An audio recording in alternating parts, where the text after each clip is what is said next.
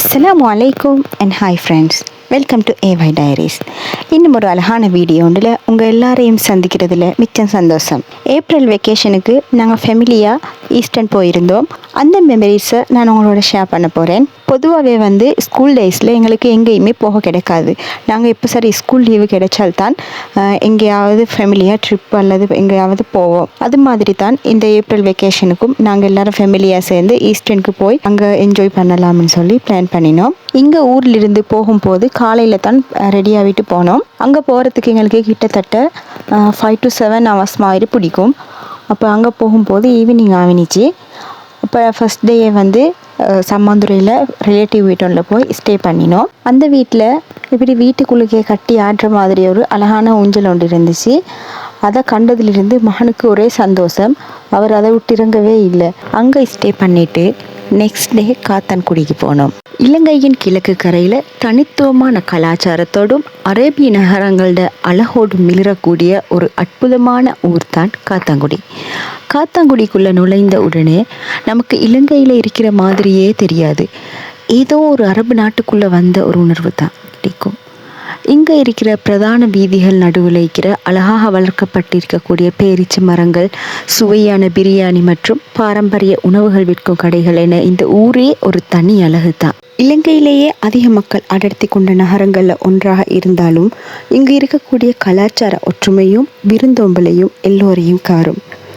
நாங்கள் காத்தான்குடி போனப்போ எங்களை ரொம்பவே ஈர்த்து நாங்கள் வியந்து பார்த்த ஒரு இடம்தான் இந்த மஸ்ஜிதுல் அக்ஸா ஜும்மா பள்ளிவாயல். தூரத்திலிருந்து பார்க்கும்போதே இதோட பிரம்மாண்டமான மினாராக்கள் என் கண்களை கவர்ந்துச்சு. இந்த பள்ளிவாயலுக்குள்ளே நுழைந்ததுமே அமைதியான ஆன்மீக சூழல் எம்மையும் ஆட்கொண்டது. இதோட உட்புற வடிவமைப்பு, தூண்கள் மற்றும் மேற்கூரையில் செய்யப்பட்டுள்ள அரேபிய கலிகிராஃபி கலை வேலைப்பாடுகள் பார்ப்பதற்கு அத்தனை அற்புதம். தொழுகை நடக்கும் அந்த பெரிய மண்டபம் மனசுக்கு ஒரு பெரிய நிம்மதியை தரும். நாங்கள் அங்கே போனப்போ அந்த பள்ளிவாயலோட தூய்மையும் அமைதியும் எங்களை ரொம்பவே கவர்ந்தது.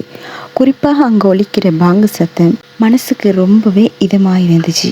காத்தான்குடி போகிறவங்க கண்டிப்பாக தவறவிடக்கூடாத ஒரு ஆன்மீக தலம் தான் இது. கலாச்சாரம், வணிகம், ஆன்மீகம் என எல்லாவற்றையும் தன்னகத்தை கொண்ட காத்தான்குடியும் மஸ்ஜிதுல் அக்ஸா பள்ளிவாயலும் எங்களோட பயணத்தில் மறக்க முடியாத ஒரு பகுதி. நீங்கள் காத்தான்குடி போயிருக்கீங்களா? உங்களுக்கு அங்கே பிடிச்ச விஷயம் என்னன்னு சொல்லி கமெண்ட்டில் சொல்லுங்கள்.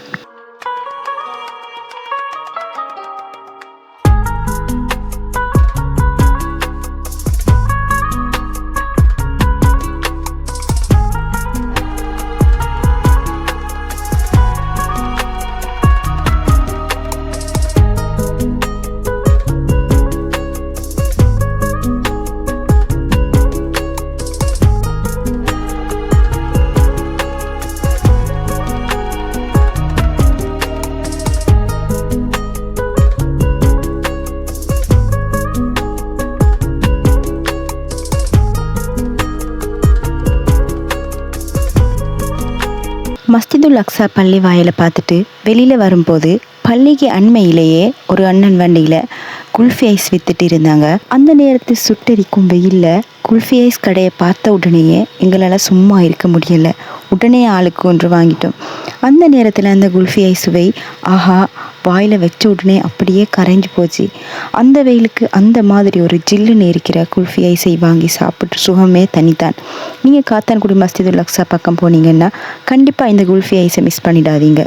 காத்தான்குடியை விசிட் பண்ணிவிட்டு அடுத்ததாக அப்படியே பாசிக்குடாக குளிக்க போனோம். போகிற வழியில் செம்ம வெயில். இந்த வெயிலுக்கு அப்படியே உடம்பை குளிர்ச்சியாக்க ஒரு செம்ம ஐட்டம் கிடைச்சது. அது என்ன தெரியுமா? நுங்கு தான். வண்டியை ஓரமாக நிப்பட்டியாச்சு. இந்த சுட்டரிக்கும் வெயிலுக்கு குழு குழுன்னு நுங்கு சாப்பிட்டா எப்படி இருக்கும்? நல்ல இலசான சூப்பரான நுங்கு இருந்துச்சு. அந்த தண்ணியோடு சேர்த்து சாப்பிடும்போது வர்ற திருப்தியை தனித்தான்.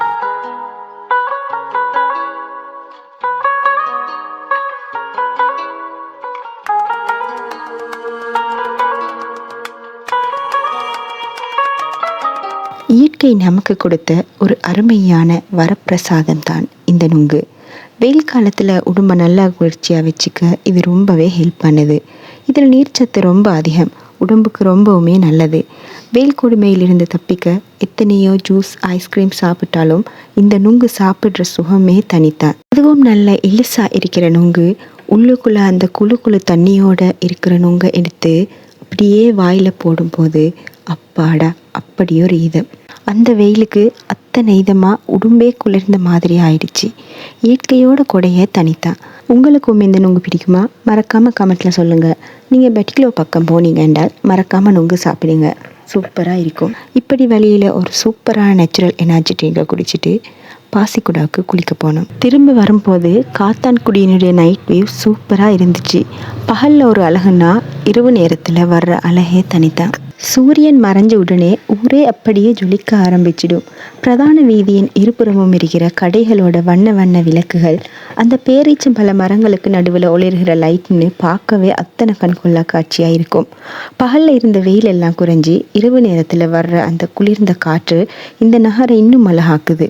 அது மட்டும் இல்லாமல் காத்தான்குடியோட நைட் லைஃப் சாப்பாட்டு ராமர்களுக்கு ஒரு சொர்க்கம்னே சொல்லலாம். சுடு பிரியாணி, விதவிதமான பாபிக்யூ, பாரம்பரிய உணவுகள்னு இரவு முழுக்க இங்கே கடைகள் பரபரப்பாக இயங்கிட்டே இருக்கும். அழகான விளக்குகள், சுவையான உணவுகள்னு காத்தான்குடியோட இந்த நைட் வியூவை ரசிச்சுக்கிட்டே வர்ற வழியில் என்னோடய ஃப்ரெண்ட்ஸையும் மீட் பண்ணிட்டு வந்தோம். நெக்ஸ்ட் டே மார்னிங் நாங்கள் கிளம்பினது எங்களோட வாழ்க்கையில் ரொம்ப ரொம்ப முக்கியமான மறக்க முடியாத ஒரு இடத்துக்கு தான். அதுதான் அட்டாளச்சேனையம்மன். ஏன் இந்த இடம் எங்களுக்கு அவ்வளவு ஸ்பெஷல்னா, இது எங்களோட நாஸ்டாலஜிக் பேஜஸ்ன்னு சொல்லலாம். நானும் என் கணவரும் எங்களோட ஆசிரியர் பயணத்தை ஆரம்பித்த நாங்கள் படித்த கல்லூரிகள் இங்கே தான் இருக்குது. ரொம்ப வருஷங்களுக்கு அப்புறம் இந்த கேட்டை தாண்டி உள்ளே நுழையும் போது அப்பா அப்படியே மனசெல்லாம் நிறைஞ்சு போச்சு.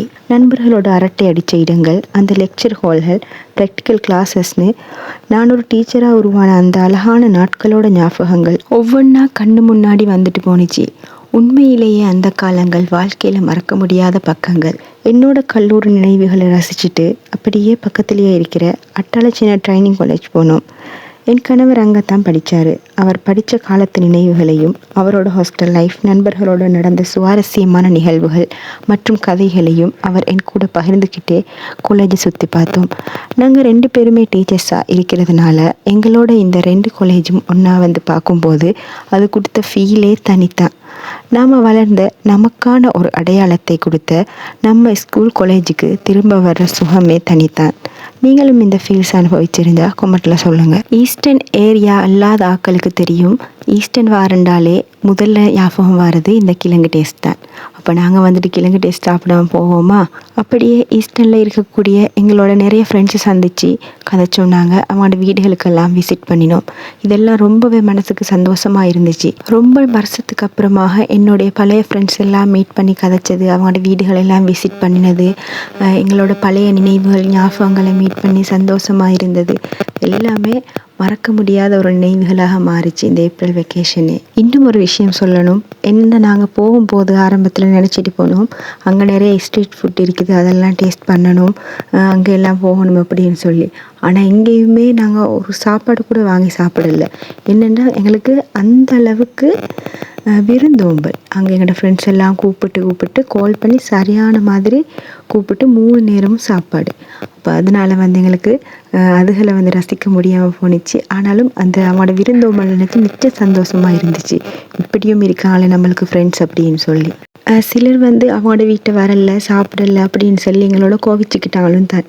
என்னென்னு சொன்னால் எங்களுக்கு டைம் போதாது. நாங்கள் கிட்டத்தட்ட 5 நாள் இருந்தோம். 5 நாளுமே 3 நேரமும் ஒவ்வொரு வீட்டையாக விசிட் பண்ணி ஒவ்வொரு வீட்டிலே சாப்பாடு. நாங்கள் ஈஸ்டர்ன் வந்தேன்னு தெரிஞ்சதுலேருந்தே ஒவ்வொரு இடத்துலேருந்தும் கால், கட்டாயம் எங்களோட வீட்டை வாங்க மீட் பண்ணிட்டு போவோம் அப்படின்னு சொல்லின்ட்டு. ஃப்ரெண்ட்ஸை மீட் பண்ணினது, அவங்களோட வீட்டுகளுக்கு விசிட் பண்ணது எல்லாம் எனக்கு வீடியோ எடுக்க கிடைக்கல. பட் அவ்வளோ ஹாப்பியாக இருந்தோம். அப்படியே ஈஸ்டர்னில் இருக்கிற நிறைய ஃப்ரெண்ட்ஸை மீட் பண்ணி எங்களோட பழைய நினைவுகளை மீட்டிட்டு ஹாப்பியாக எங்களோட டேஸ் போச்சு. ஈஸ்டர்ன் ஃபேமஸ் கிழங்கு டேஸ்ட் சாப்பிட்டோம். நைட் பீச்சுக்கு போய் மகனை விளையாட விட்டு நல்லா என்ஜாய் பண்ணினோம். இப்படியே எங்களோட ஏப்ரல் வெக்கேஷன் ஃபுல்லாக ஈஸ்டர்ன்லேயே ஹாப்பியாக போணுச்சு. அழகான காத்தான்குடி நகரம், பிரமாண்டமான மஸ்ஜித் அக்ஸா பள்ளி வாயல், அப்புறம் நாங்கள் சாப்பிட்ட குல்ஃபி ஐஸ், நுங்கு, நாங்கள் படித்த காலேஜை விசிட் பண்ணினது, ஈஸ்டர்ன் ஸ்பெஷல் கிழங்கு பொரியல்னு இந்த பயணம் எங்களுக்கு ரொம்பவே ஸ்பெஷலாக அமைஞ்சிச்சு. அதோடு இந்த பயணத்தில் என்னோட நிறைய ஃப்ரெண்ட்ஸையும் மீட் பண்ணினேன். மிச்சம் சந்தோஷமும் தான்.